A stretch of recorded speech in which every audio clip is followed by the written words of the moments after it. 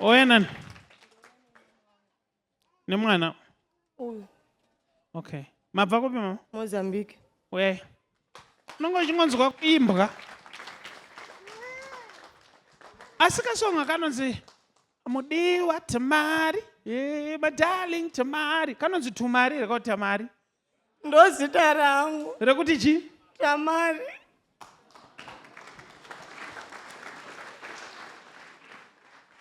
Hey, my darling Tamari. Zvinonzi Tamari ere song yo. Munoizere? Istaimba kuti mudiwa Tamari. Tamari. Now mama, mabva kupi? Ndabva kuMozambique. All the way from Mozambique varore maoko.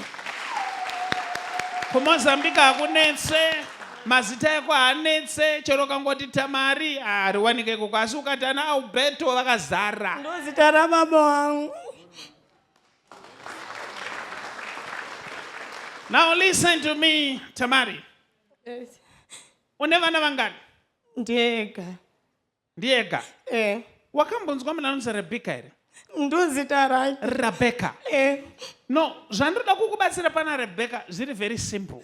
Okay. Because ndiri kuona mwana uyu ane ma-spiritual attacks ari kuitika paari. Chokwadi. Anoti akatanga kurwara, anobatanidza makumbo like this. Chokwadi. Ukaedza kumabvisa makumbo iwayo haugone. Andikoni. Anenge achiti ari kurwadziwa. Maenda kuzvipatara. Naneta. Maneta. This is your last bus stop.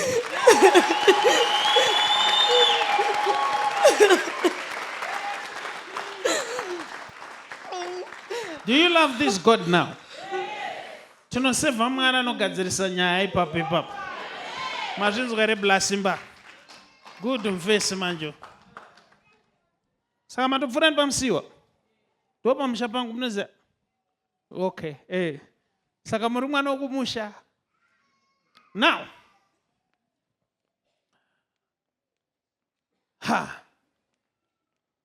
Somebody say 1, 2, 3, 4, 5. Is it half a dozen? Makaberekwa muri wangani mama? Takaberekwa tiri avasi vari tasara tiri 5. Ava ndochi? 6. Masara muri vangani? 5. Toda kuti mwana akuitire zvakanaka. Even mumba menyu vanasikana mamarriage aitu zvakanaka. Chokwadi prophet. Uyiregedza iti mupodzo. Let there be no sickness ever again. It's done and it's permanent. You're free.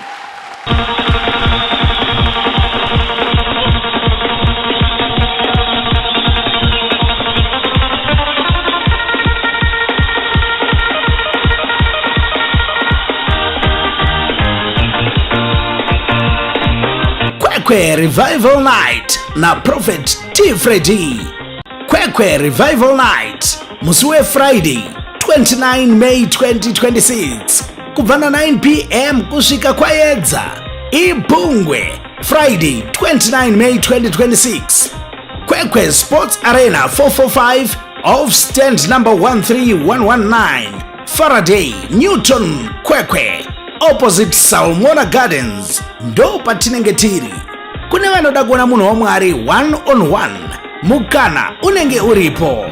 Tibatei nhasi pa 0778 059 270 0778 059 270 WhatsApp number 0786 318 886 0786 318 886. Goodness and Mercy Ministries, the home of prophecy, deliverance, word and prayer.